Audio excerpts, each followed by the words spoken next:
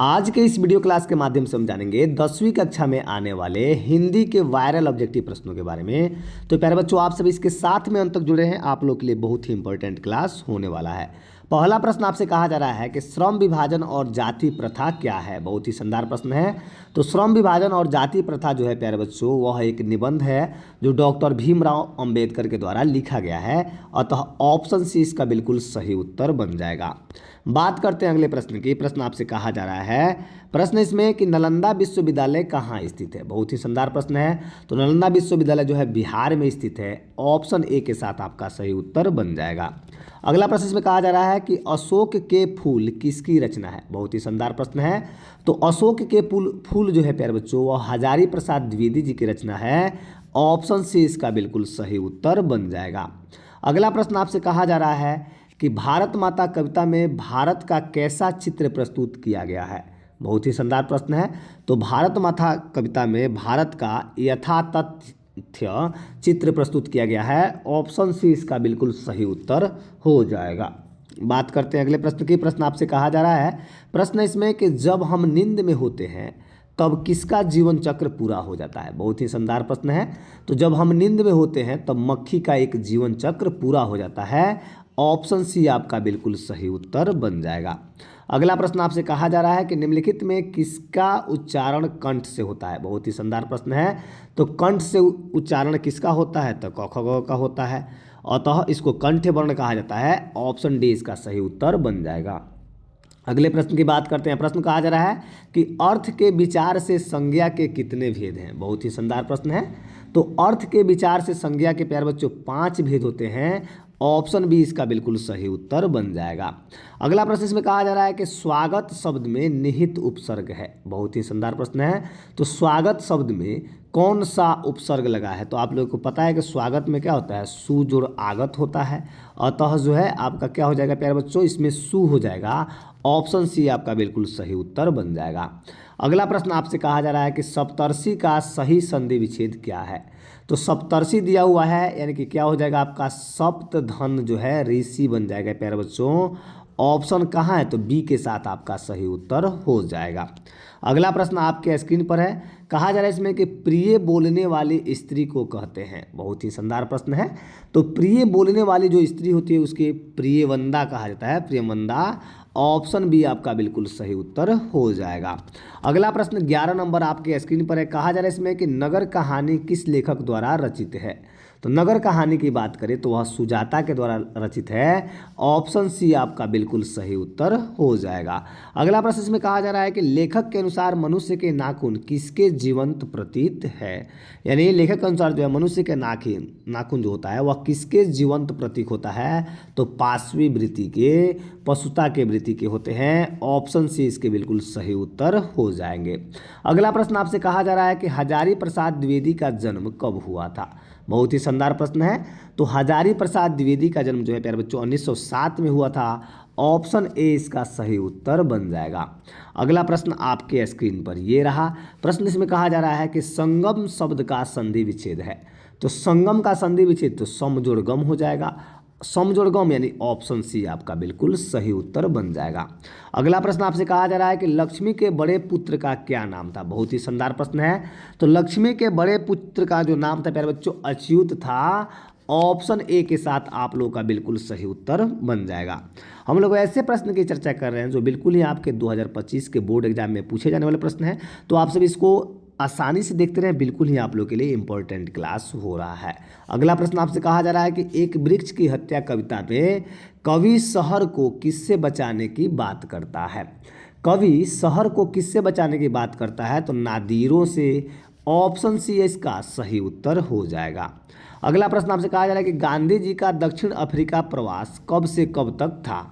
गांधी जी का दक्षिण अफ्रीका जो प्रवास था वह कब से कब तक था, प्रश्न कर रहा है। तो 1893 से लेकर 1914 तक। ऑप्शन ए इसका सही उत्तर हो जाएगा। अगले प्रश्न की बात करते हैं। प्रश्न आपसे कहा जा रहा है कि जब पंडित बिरजू महाराज को संगीत नाटक अकादमी अवार्ड मिला तब उनकी उम्र क्या थी। यानी पंडित बिरजू महाराज को संगीत अकादमी पुरस्कार जब मिला था तो उनकी उम्र की बात की जाती है। और ये बार बार पूछे जाने वाला प्रश्न है प्यारे बच्चों। उनकी उम्र उस वक्त जो है 27 वर्ष की थी। ऑप्शन ए इसका सही उत्तर बन जाएगा। अगला प्रश्न आपसे कहा जा रहा है कि कवि ने माली और मालिन किन्हें कहा है। तो कवि ने माली और मालिन जो है प्यारे बच्चों श्री कृष्ण और श्री राधिका को कहा है, और ये जो है बता दो आपको कि ये द्वंद्व समास है। ऑप्शन सी इसका सही उत्तर हो जाएगा। अगला प्रश्न आपसे कहा जा रहा है प्यारे बच्चों कि सभ्य समाज की आवश्यकता क्या है। बहुत ही शानदार प्रश्न है।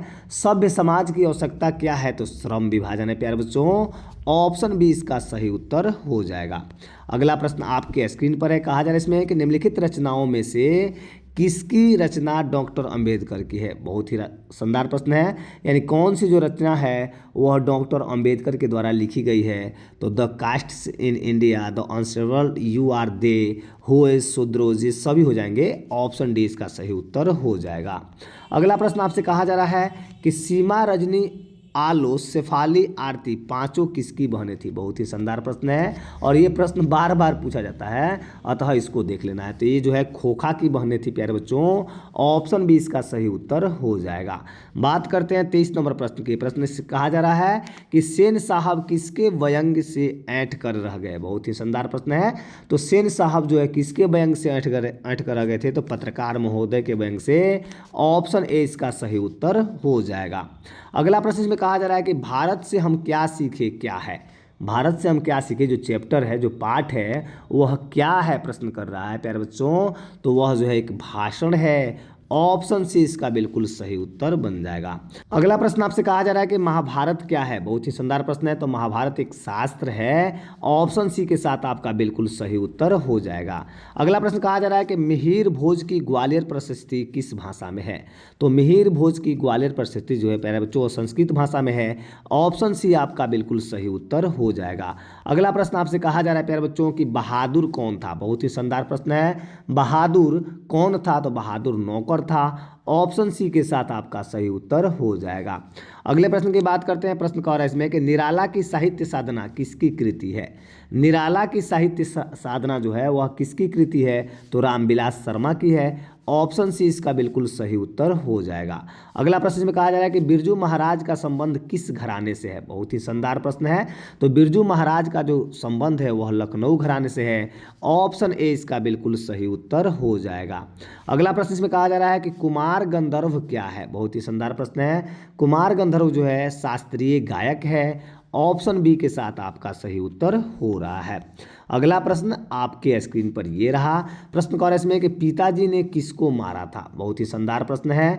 तो पिताजी ने किसको मारा था, तो दीदी को मारा था। ऑप्शन ए के साथ आपका बिल्कुल सही उत्तर हो जाएगा। अगला प्रश्न कह रहा है इसमें प्रत्येक वर्ष आविन्यों में कैसा समारोह आयोजित होता है। तो आविन्यों में प्रत्येक वर्ष जो है प्यारे बच्चों कैसा समारोह आयोजित होता है, तो रंग समारोह। ऑप्शन ए के साथ इसका बिल्कुल सही उत्तर हो रहा है। अगला प्रश्न आपसे कहा जा रहा है कि गांधी जी शिक्षा का उद्देश्य क्या मानते थे। बहुत ही शानदार प्रश्न। तो गांधी जी शिक्षा का उद्देश्य जो है चरित्र निर्माण को मानते थे। ऑप्शन सी 33 नंबर का राइट आंसर बन जाएगा। अगला प्रश्न आपसे कहा जा रहा है कि घनानंद ने किस मार्ग को अत्यंत सीधा व सरल बताया है। तो आपको पता है प्यारे बच्चों कि अति सुधो स्नेह को मार्ग है, यानी कि प्रेम के मार्ग को जो है घनानंद ने अत्यंत सरल और सीधा बताया है। अतः ऑप्शन जो है आपका बी बिल्कुल सही उत्तर बन जाएगा। अगला प्रश्न आपके स्क्रीन पर ये रहा। प्रश्न कहा जा रहा है प्यारे बच्चों कि मंगमा किस भाषा की कहानी है। बहुत ही शानदार प्रश्न है। मंगमा जो है कौन सी भाषा की कहानी है, तो वह कन्नड़ भाषा की है, यानी कर्नाटक की भाषा है प्यारे बच्चों। ऑप्शन डी के साथ आपका सही उत्तर बन जाएगा। बात करते हैं 36 नंबर प्रश्न की। कहा जा रहा है इसमें कि रसखान को किसने दीक्षा दी। बहुत ही शानदार प्रश्न है। तो रसखान को प्यारे बच्चों किसने दीक्षा दी थी, तो गोस्वामी विट्ठलनाथ के द्वारा दीक्षा दिया गया था। ऑप्शन सी के साथ आपका सही उत्तर बन रहा है। अगला प्रश्न इसमें कहा जा रहा है कि रसखान किस काल के कवि है। बहुत ही शानदार प्रश्न है। तो रसखान जो है भक्ति काल के कवि हैं। ऑप्शन डी के साथ आपका सही उत्तर हो जाएगा। अगला प्रश्न आपके स्क्रीन पर कह रहा है इसमें कि घनानंद किस भाषा के कवि है। बहुत ही शानदार प्रश्न है। घनानंद जो है किस भाषा के कवि है, तो व्रज भाषा के। ऑप्शन बी आपका सही उत्तर हो जाएगा।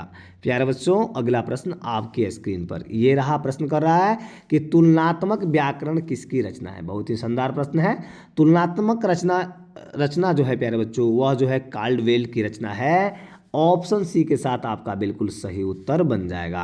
अगला प्रश्न कौन है इसमें कि स्वदेशी शीर्षक पाठ के रचनाकार कौन है। बहुत ही शानदार प्रश्न है। तो स्वदेशी शीर्षक पाठ के रचनाकार बद्रीनारायण चौधरी प्रेमघन जी हैं। ऑप्शन डी आपका बिल्कुल सही उत्तर बन जाएगा। अगला प्रश्न इसमें कहा जा रहा है कि मंगमा को किससे विवाद था। बहुत ही शानदार प्रश्न है प्यारे बच्चों। तो मंगमा को जो है किससे विवाद था प्रश्न कर रहा है। तो मंगमा को जो है बहू से विवाद था। प्रश्न करता है किसको लेकर विवाद था, तो पोते को लेकर विवाद था। अतः ऑप्शन क्या हो जाएगा आपका बी बिल्कुल सही उत्तर हो जाएगा।